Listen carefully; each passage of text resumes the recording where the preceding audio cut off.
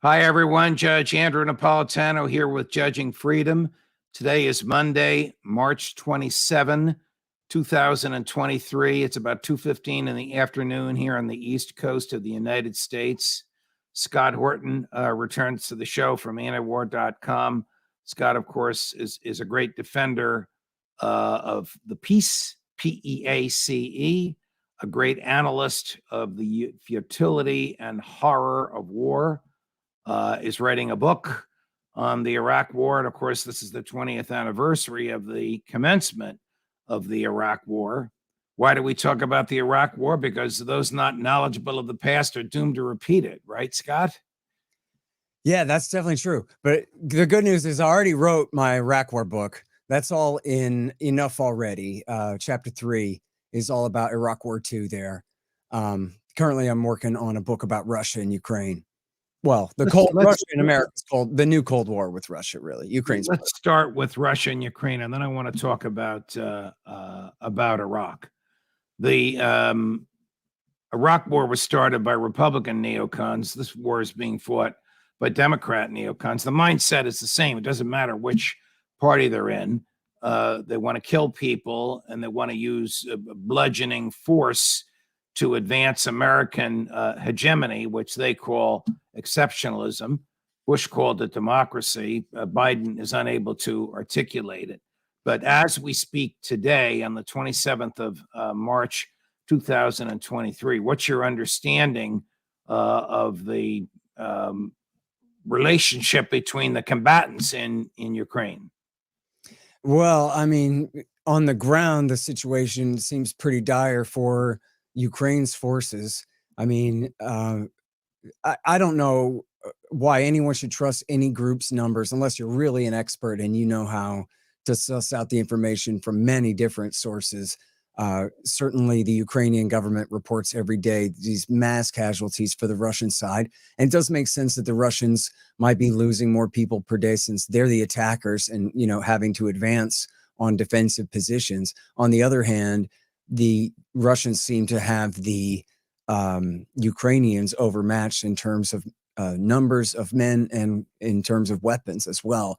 And there have been a few recent reports, I think, as far as I know, most importantly in the Washington Post last week, saying essentially the jig is almost up here, guys, where the guys are out of ammo. The front lines are manned by people with basically no training and experience whatsoever. They're fighting for this town of Bakhmut that, depending on who you ask, is strategically important or maybe only symbolically. And the Ukrainian side had been saying, Judge, that, well, we're building up our reserves right now. We're training in Germany and in Poland, and we're getting new weapons from the Americans. And so we'll have a spring offensive, right? And then, but there was a recent report. In fact, it was a Japanese newspaper. It's on antiwar.com right now. There was a report in a Japanese newspaper where they talked to President Zelensky, and he admitted to them that really there's not going to be a spring offensive. They don't really have the power. Now, it could be that maybe there still is, but he's just saying that because he's really trying to play, drive a hard bargain and trying to get more weapons and equipment and right. expenditures from the Western side here. I'm not sure the Americans have much more ammo to give. I mean, they've been saying for months they're running out here. What do you think President Biden's goal is? I mean, it can't be if he were being really candid, it can't be the removal of the Russians from Crimea. That's not militarily feasible. It can't be the removal of Vladimir Putin from office. That's not militarily feasible. What the hell is he trying to accomplish? Well, I mean, I think, I don't know about if he was candid. I mean, if you asked him, he would probably disavow Crimea. His Secretary of State, Antony Blinken, has disavowed taking Crimea, saying, geez, that'd probably be a red line for the Russians. In other words, that ship has sailed. They're willing to accept that.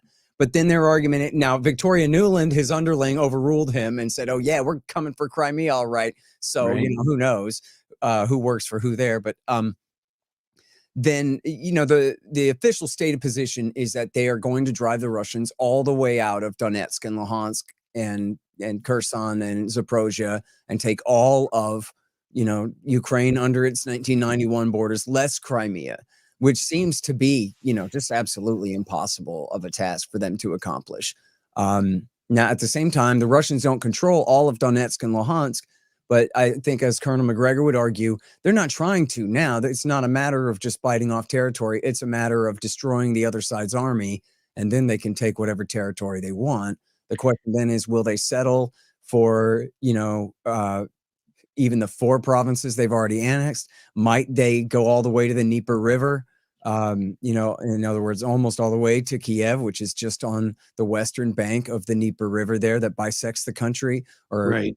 and on the other hand, could there be a peace deal now where maybe the Russians would settle for, 2 out of the 4 provinces they've supposedly annexed here, and maybe keep, a bit of Zaporozhye, southern Zaporozhye, in the so-called land bridge to Crimea, which would include the city of Mariupol. Well, when President Xi was in Moscow last week, and before he publicly suggested a ceasefire in the presence of President Putin, wouldn't have said that without President Putin knowing about it ahead of time and approving it. Right. The American spokesperson for the National Security Council, Admiral John Kirby, said, "No, we're not going to. If he proposes a ceasefire, we're not in favor of it because it freezes the Russians in an advantageous position." Stated differently, we want more untrained teenage Ukrainian boys to be slaughtered before we agree that this has to stop. That's really right. And it comes right back to your point before about the ideology of American empire here, right? Where you can see how baked into all of this is the good and bad morality play, where America's Right. Superman and Putin is Lex Luthor, and we're the heroes. And after all, it's against the law to change international borders by force. And that's what's going on here. And he must not be allowed to get away with that, etc., ignoring entirely their own role in picking this fight.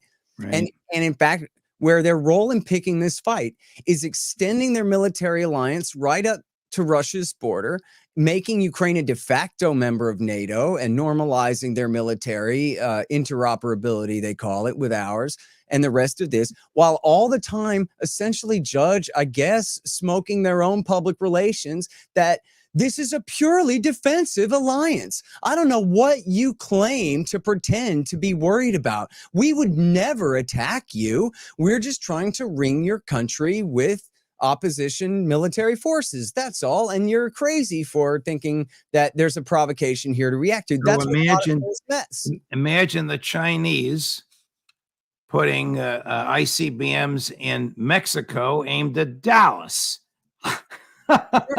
and we know how President Putin thinks. I want to switch gears because of the 20th anniversary of the Iraq War and because of your extraordinary expertise in this area.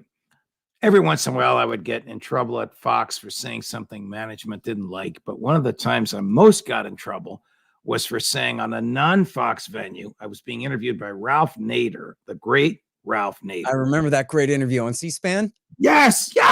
So and he says to me, should George Bush and Dick Cheney be prosecuted?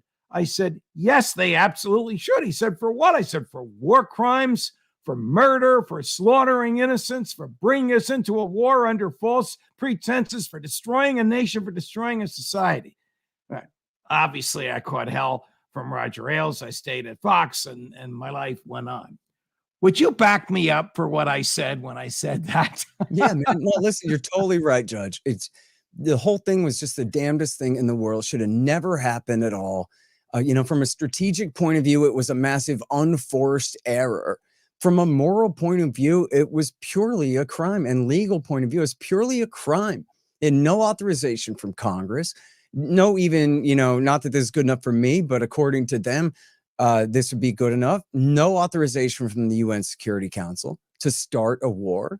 They pretended that they were enforcing UN resolutions that banned Iraq from having unconventional weapons when they knew good and well that they had disarmed Iraq as early as 1991. Hussein had tried to hang on to a little bit of mustard gas, but he got caught in 1991, and it was all gone by the end of the year. All the inspectors were completely satisfied of that fact by 1995, And, Rolf Ekius was ready to certify that in 1996. Dick Cheney lied and said that Hussein's son-in-law, Hussein Kamel, who had defected to Jordan in 1996, admitted that Saddam had lied and kept the weapons, but he didn't finish the sentence. But then he got caught and destroyed it all by the end of 1991. That's what Hussein Kamel had said. And he had told the CIA and the MI6 and the IAEA and CNN. And people can still find the interview online where he explains that he oversaw the destruction of every last bit of their unconventional weapons. So I have often opined that George Bush was a very small-minded, narrow-minded, petty person. Agree. Who orchestrated this invasion, including that speech that Colin Powell gave, which we all thought was the greatest speech of his career, which he would live to regret and renounce, and we all know was filled with lies, the one at the UN. But George Bush really wanted to go after Saddam Hussein, and he actually said this in an unguarded moment because, quote, Saddam tried to kill my daddy. You have another belief as to why we fought this horrific, hellish, destructive war. $1 trillion, 4,500 American deaths, other soldiers, sailors, airmen, Marines, other civilian deaths, countless hundreds of thousands of Iraqi deaths, and the destruction of a society. Why do you think Bush, Cheney, and their neocon cabal orchestrated this war?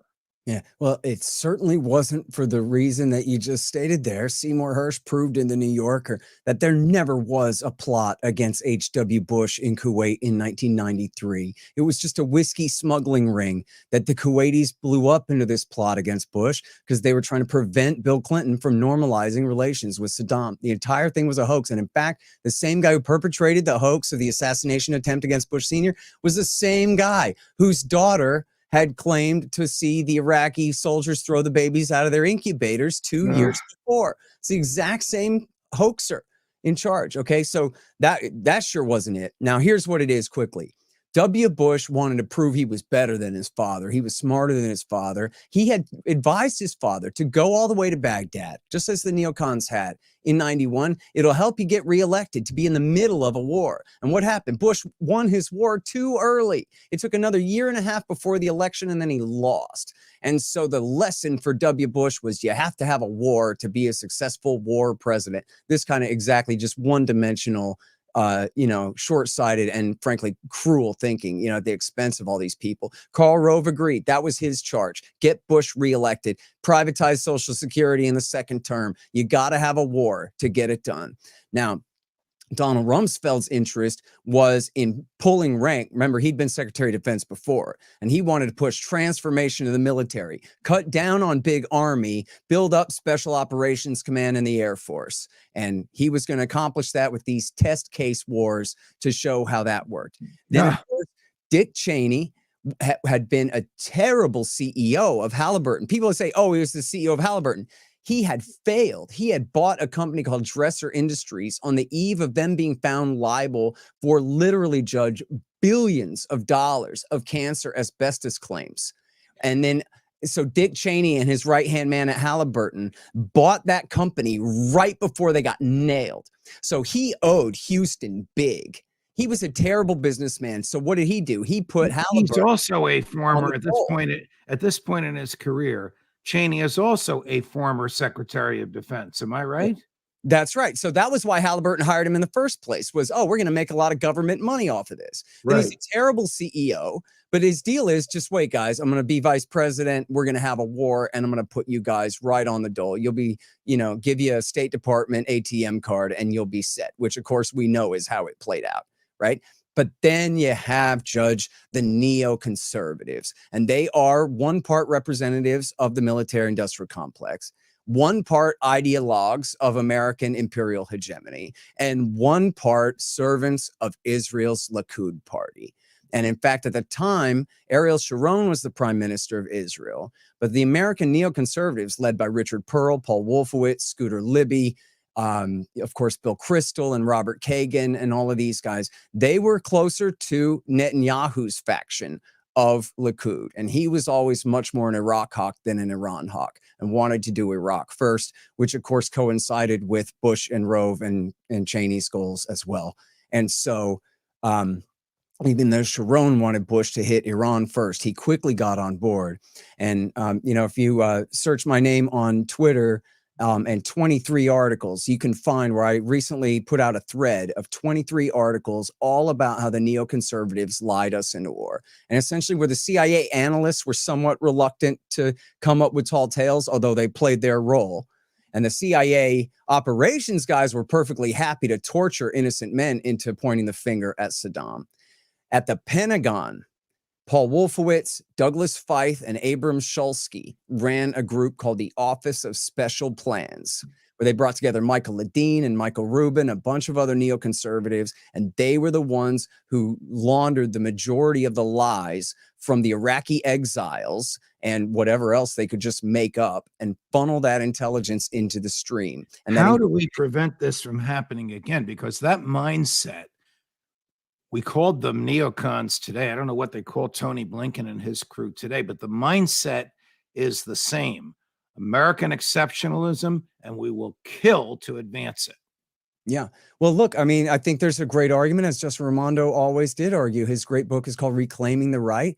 And it's about how the neoconservatives, why do we call them that? It's not because they're just conservatives nowadays. It's because they used to be leftists and Cold War Democrats, and they were the new conservatives, because when the liberals got soft on war in the 60s, they decided, instead of being like hardcore Truman Cold Warriors, they became more like hippies. And so the neocons moved to the right so they could be Reaganites and support militarism. And now if the conservative right in America is feeling much more America first and would rather preserve their republic at the expense of the empire, we can see how the neocons are perfectly happy to move right back into the Democratic Party where they're from, that's really what they are. Is they're like Hillary Clinton, pro-war, right-wing Democrats. That's what they are, Cold War Democrats. Well, if Trump or DeSantis were to be elected in 2024, those Republican neocons would go fleeing to the Democratic Party, would they not? I'm not so sure how welcome they would be or not in a DeSantis administration. And frankly, Trump made his compromises with the neoconservatives. Yes, he did. He hired Eric Edelman, and John Bolton is not a neoconservative, but he's a very close friend of theirs and might as well be one of them. And so he would have to really run on, I disavow them, and that's never going to happen again kind of thing. And then DeSantis has always been a hawk, and he said one or two rational things, but I'm not impressed. George W. Bush, who was George Bush's son, said, oh yeah, I want to have a humble foreign policy. And I didn't believe him for one instant then. Right. And I really don't believe DeSantis. Now, Trump, I know, is of two minds about this. He can be very hawkish, but he can also just want to throw up his hands and say, I want out of Somalia, I want out of Afghanistan, I want out of Syria.